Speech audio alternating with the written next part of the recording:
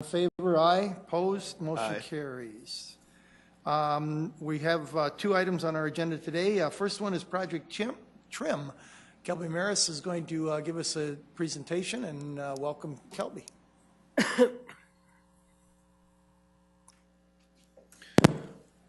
Thank you. Good evening, City Council. Kelby Maris with Parks and Recreation. Here to visit with you about Project Trim. Project Trim stands for Tree Raising Improvement Methods. It's a 5-year cyclic street tree trimming program designed to address the low-hanging branches over streets and sidewalks. This project, we began this project in 2005. We're almost our second way all the way around the city, doing one section of town every year. It takes us 5 years to get all the way around the city. We did not do Project Trim in 2013 due to the ice storm. It is important to note that during Project Trim, we are surveying both trees in the public right-of-way and on private property that impact the right-of-way. And all of those trees are inspected and brought into compliance with city ordinance. Just to give you a graphic on how the forestry districts and the areas within those districts line up, the map here shows you where we are for 2015 and going through the next 5 years. Each of the forestry districts are broken into 3 areas that we do inspect once every 5 years. And though we have selected the times of year in which we do Project Trim to coincide with good times in which to trim trees. In 2014, we surveyed over 11,600 different properties for compliance. And since the inception of Project Trim, we've had a 97% compliance rate on the notices that we send out for those that have trees that are in violation of the ordinance. Just to quickly run you through the steps of Project Trim. When we do our survey, it's a windshield survey that we do in one of our high rangers. I have 2 employees that drive down the street, and as they drive down the street, they notice a tree branch on a property that's out of compliance. They mark that property off as being out of compliance with the ordinance, and we move on from there. They're continuing to move down the street. This survey takes us about 3 days to complete, and during this survey, like I said, we're driving down the street, so we are not at that point determining exactly which tree is out of compliance. We just know that that property is out of compliance, that at least one tree on that property is out of compliance. From that point, we send a letter to the property owner with the due date, and on average, about 32% of the property surveying need trimming. In 2014, that was about 3,700 letters. The inspection, we do go back and inspect the properties after the due date. And if the trees are brought into compliance, Project Trim is over for that property owner, and they are in compliance with our ordinance. If the property is not in compliance, we leave a door hanger or a note that lets them know that more trimming is needed. And on that note, it provides them with a whole lot more information as far as exactly what the height needs to be, where the tree is, which trees are out of compliance, and provides an extension for them also. Of the 3,700 letters that we sent out, 29% of those properties did need additional trimming after the original due date, which means that we put out about 1,100 notes for properties that needed additional trimming. Again, if we go back after that extended due date and the property is in the compliance, all the trees on that property are in compliance, the process is over for that property owner. If not, this is the 3rd time we've been back by the property. Forestry crew will do the trimming. And in 2014, we trimmed 140 properties that were completed by the forestry crew, which is about a little over 96% of the 3,700 original letters that were sent out. The ordinance clearing heights are established over streets and sidewalks, arterial streets and collector streets. Think 41st Street, Western Avenue. Clearance over those streets is 16 feet. Over all other streets and alleys, it's 12 feet. and then 10 feet over the sidewalks. Some of the vehicle heights that are used on all these streets that is important to get these tree branches up and out of the way of. Snow plows, of course, street sweepers, buses, graders that help do the snow removal, forestry bucket truck, which is the vehicles that we use to do the inspection, and then of course moving trucks, semis, delivery vehicles are up to 14 feet. Project Trim is an ever-evolving project for us, and this diagram was recently brought into the program and sent out with those original letters, which really helps the property owners, gives them a visual as far as what tree branches do need to be removed, what should be addressed on those trees. The stuff on the graphic on the top for the young trees is really important because we used to get lots of questions from property owners. My tree's only 12 feet tall and you want me to trim every branch of the tree off up to 12 feet. No, we don't want you to do that. We just need all the branches out of the branch-free zones over the sidewalk and over the street. So we think this graphic has been extremely helpful in the Project Trim. To give a little bit of history here on how things were before Project Trim, we averaged about 450 tree complaints for low-hanging branches every year. In the 5 years after we began Project Trim, after we'd made our way all the way around the city, we were down to just under 200, a decrease of about 56% in the number of complaints that we were receiving. I think it's also important to note that in that 10-year span, the population of the city of Sioux Falls grew from about 124,000 to about 154,000, or a 24% increase. So even though our city got considerably larger in those 10 years, we still had cut our number of complaints by more than half. Also, while we do Project Trim, we do make sure that we survey all the city properties that are in that area that's being surveyed at that time. In 2014, 32 parks were in the Project Trim area and were inspected for compliance and also trimmed to meet the code. Also, as we're doing our inspections, we do other city properties, libraries, fire stations, storm drainage areas, medians, etc., just to make sure that all city properties are also in compliance with our city ordinances. Currently, the cost of Project Trim is about $31,000 annually, budgeted through the Parks and Recreation budget. An estimate that we have come up with the help of finance, to contract out the tree trimming using a lot of information that we gleaned from and contacts that we gleaned from the ice storm, would be an increase to the city budget of about $660,000 to contract out all the street tree trimming. And this would also keep us on this very important 5-year cycle of trimming the street trees around the city.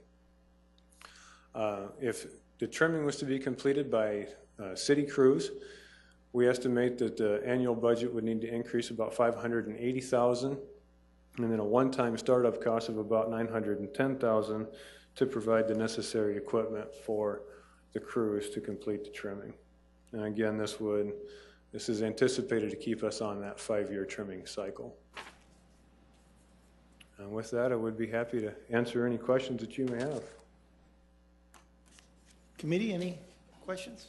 Yes, Councilor Jameson. So, Calby, you're in favor of that one-time purchase of $900,000 and having the city do it? I'm actually in favor of continuing our practices at this point. I know, it was supposed to be a joke. The question is on the growth of the city. You know, there's a lot of new areas in town and population, but those new growth areas have much smaller trees. So I think that wave of complaints may come back later, but that graph that you came up with, that picture, I think is very helpful, at least for people to see how to do it, what you really mean. You've made some strides in that. Anyway, I just wanted you to be aware that I think as years come due and those new growth areas start to mature, you're going to find yourself maybe a little fuller. Right, and we do include those new growth areas as we, there are properties in this year in our first set of inspections in 2015 that we didn't inspect 5 years ago, or actually 6 years ago because of the ice storm, because it wasn't developed at that point. But we are inspecting those as well, so that we make sure that we're bringing those new places into compliance as well if those young trees need to be addressed. Yes, Councilor Staggers. Yes, I know there's some people that are not happy about this project trim because they have to put in their own financial resources to do this, and the city saves lots of money this way. You indicate maybe around $600,000 a year. This city saves money by forcing people to trim city trees. Is there any indication that people are just saying, especially in newly developed areas, I don't want to have a tree because I don't want to go through the hassle with it? I'm not personally seeing that. I live in a newer area of town, and through my neighborhood there are a lot of trees that the property owners have planted in the right of way. Mm-hmm. So I don't think it's that the city ordinance is curtailing tree planting at all. I think it's a tool to help us keep up the health of the urban forest, especially in the new areas as we continue to plant new trees.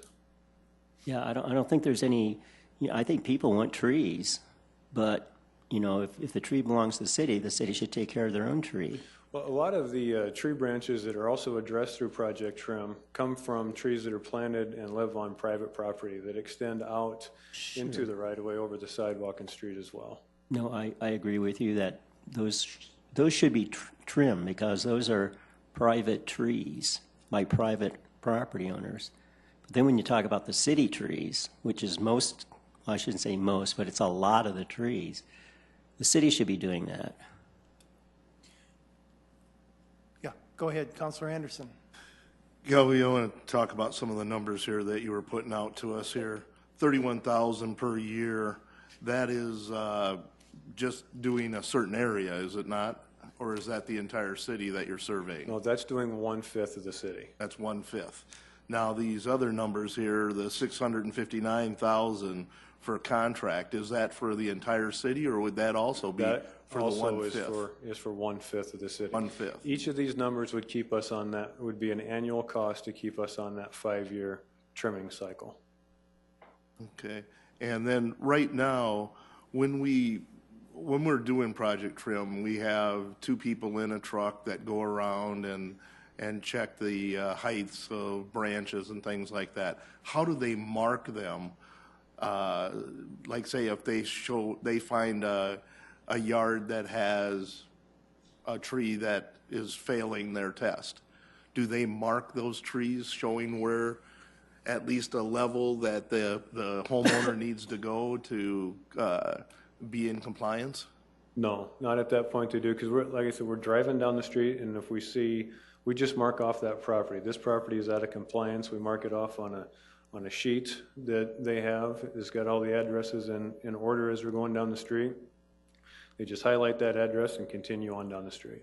So they don't even, in this initial survey, they don't even leave the truck. If I may? Yes. See, and that's where I think where we've seen most of the complaints is that homeowners will get the letter and there's no indication on what tree, maybe if they're, especially like they're on a corner, what tree was out of compliance, things like that. What are we doing in our letters to try to be more specific on what trees are out of compliance? The letter does inform the property owner that not one of their trees was identified, that we have not identified which tree is out of compliance, and that this is a perfect time for them to inspect all of the trees on their property for needed maintenance. Not only making sure they're in compliance with city ordinance, but there's other maintenance that needs to be done to trees periodically as well. So our literature that we send out and the information that we provide encourages them to look at all of the trees that would impact, trees and shrubs that could impact the right of way. Okay, thank you. 2 things, Kelby. This diagram, trimming diagram, does that go out with the letter? Yes, it does. Okay, that would answer the question right there. I think with this going out with the letter, people should be able to go out and say, am I at, the diagram is very plain here. I think you got to be within the park area, and if it's above that 10 or 12 foot, Larry, it's a larger tree, then you've got to be up to the 10, 16 or 12 foot, depending on that. And they should be able to see that. Well, that's what I was asking. Yeah. What is part of, if that's part of the letter, then that should have been helps a lot, stated at doesn't that time too, Yeah, so. that helps a lot. Yeah. Kelby, to answer some of Councilor Staggers' questions and concerns there about ownership of the trees, how many of those trees in the park area in the right-of-way does the city plant? We don't have a program to plant any of those trees. So those are all planted by the individual homeowners? Right. And historically, there have been a couple of special situations in which the city has participated in replanting some of the trees that were removed as part of a project. But in 2014 and 2015, we don't have any projects or any mechanism to plant any trees in the right of way. But we don't go around as a city and plant those trees just to get a, 50 years later to get a canopy effect That's correct. We in do the not. city. So it's the individual homeowners that own those trees. They just happen to be on the city property, and we allow them to plant those trees for the beautification of it. And so I guess in my opinion, it would be their job to take care of them if they planted them. Well, I guess I look at it differently. Yeah. The tree still belongs to the city. City should take care of their own tree, like they do in other cities too, then we like wouldn't- Kansas City. Then we wouldn't plant them. If they weren't going to be, if the city did that and wanted to do it, we wouldn't budget for it because that would be something that we wouldn't want to be back trimming on. That's why the individual homeowners, if they like that kind of a situation, I know I don't like them in mine. I happen to have one in the one that I bought. If I had my way, I'd cut it down, but you can't hardly do that either. So anyway, we disagree on that. I just wanted the people to know the other. You kind of made it sound like the city owned those trees, Well, they and they do. don't. It's in the city right away. Well, Yes, they're in it's the not city on my right away, but they didn't private have to be. property. They didn't have to be planted by the owner of the house. Well, let's Yeah, go ahead. remember too also, Councilman Rolfing, that the city does promote to the residents that we would like to have them plant trees in those boulevards. So I'm not saying whether or not that makes those our trees or not, but a couple years ago we had an issue where when we were building a street, a residential street, the contractor came in and grinded some of the trees to a point that they were going to be killed. And I want to thank Dwayne and his staff for coming in on that one. Yeah. I remember the residents coming and discussing that, and we ended up replacing, the city ended up replacing a large number of trees in about a 3-block area. Yep, I remember And that. but that's an extreme. Yeah. You know, it was a mistake that was made, and, you know, those are some of the things that can happen when, you know, we're doing new construction. Okay. Anything else? Yes, Councilor Jameson. Thank you. The $31,000 annually that you spend seems, does that cover one person's payroll? Or portion of their payroll, I suppose? Yeah, it's basically wages Wages. is what the $31,000 covers. And if a homeowner gets a letter, says that they've got a problem, and they don't do anything and the city has to come back and cut it, they'll get billed for that by the Right. private contractor. They won't, it's not a part of the 31. The other couple questions, if I could, the 3,700 letters that you send out every year, it just seems like a lot. And how many homes are in some of these quadrants? Well, the 3,700 that we sent out in 2014 was about 32% of the properties that we surveyed. Oh, okay. So there was 11,600 properties that we surveyed that year, and only 3,700 of those properties got a letter. So 68% of the people in that forestry district were not impacted by project trim at all. They never received notice because their trees were all in compliance or they didn't have any trees. The only other thing I would add is just as a suggestion and thought is that certainly we have, whenever you're out doing this, it seems to be when people get the notices and they don't know what's going on because It just says they have a tree and they're out there looking for which one it is. They don't know which one it is. They don't have the tools to measure it. $31,000 annually for a project like this, maybe, just in all fairness, maybe we should enhance that service and notification process to include identification of the branch or the tree so that the customer is served better. I just think $31,000 is pretty affordable, and that's good. But I think just for a little bit more money, maybe we could just provide a better service to the public. But I'm just throwing that out. I know you've had lots of people inform you how maybe you could do things better. But I just want to throw that as an idea because it just seems so affordable. That's just a comment. How about if they have a paintball gun and they just shoot it at the tree and hopefully hit Support the that. I support that. mark it some way? It would increase the time, I'm sure, dramatically if they got out and had to mark every one of the trees that was needed. And I was even thinking along with Councilor Anderson that if they had a 12-foot or a 16-foot mark that they could go up with a spray can and, and put a little mark on the tree where it needed to be above that line would be very helpful. But again, that would, I'm sure, more than double the time that person from 3 days to probably 6 or 8 days, maybe even longer, by identifying and then marking each one of those trees. So, anyway, yeah. If I could, if it would please the committee, I would ask Kelby to just analyze that for a minute. Go back and work with, tell us what it might take to enhance the service just one more notch. Like something like that with a marking, guys walking down the street, I don't know that would be good, but maybe one step further in a better process. I mean, we're talking 10 grand, 30 grand, whatever. I think that'd be something for us to consider. I mean, if I'm gathering on, certainly I remember from the past, whenever you guys are out trimming, the phone rings for us too, like it probably does for you. So if we could maybe eliminate that phone ringing, save you time and hassles, and as well improve the process, maybe we're all winners. So anyway. That's a good idea. Could you send me an email and I'll get that out and we'll decide to the committee members, and then we'll decide whether we want to have you back and discuss that a little bit farther. But if you could do that analysis, that would be great. Absolutely. And work with Mr. Bixler on that, if you would. Sure. We can do that. Appreciate it much. Appreciate it. It's a good idea. Any other questions? Thank you very much, Kelby. Thank you for your time.